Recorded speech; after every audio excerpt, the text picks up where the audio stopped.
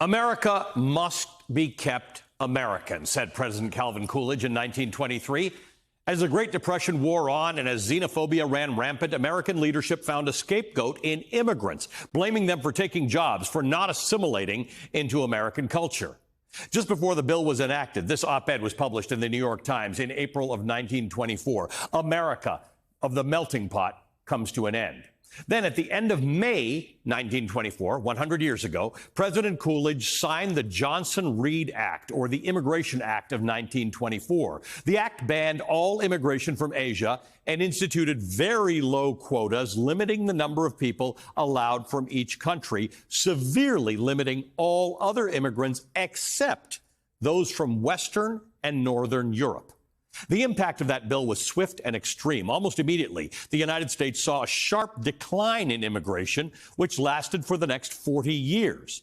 As author and Wharton professor Zeke Hernandez wrote in a recent op-ed, quote, communities that lost immigrants because of the 1920s quotas receive significantly less investment capital from the countries where those immigrants would have come from. And businesses in those places today invest less abroad as a result. That lack of investment equals fewer jobs. The 1924 quotas, 100 years ago, led America to lose out on thousands of foreign scientists. As a result, native-born scientists became 68% less likely to patent, and companies dependent on foreign talent suffered a multi-decade decline in patenting. The architects of the 1920s immigration restrictions claimed to be protecting American workers, but it actually accomplished exactly the opposite. At the height of the Great Depression, politicians worried that American workers were being hurt by competition from Mexicans. So the government forcibly repatriated 1/3 of all Mexicans living in the United States. That effort backfired, resulting in fewer and lower-paying jobs for American workers. 100 years later, we find ourselves having a similar rhetorical and ideological debate about immigration. Trump and his allies are stoking anti-immigrant sentiment, using brutally dehumanizing language to describe immigrants, pushing the idea that immigration is the reason that the United States is a, quote, nation in decline.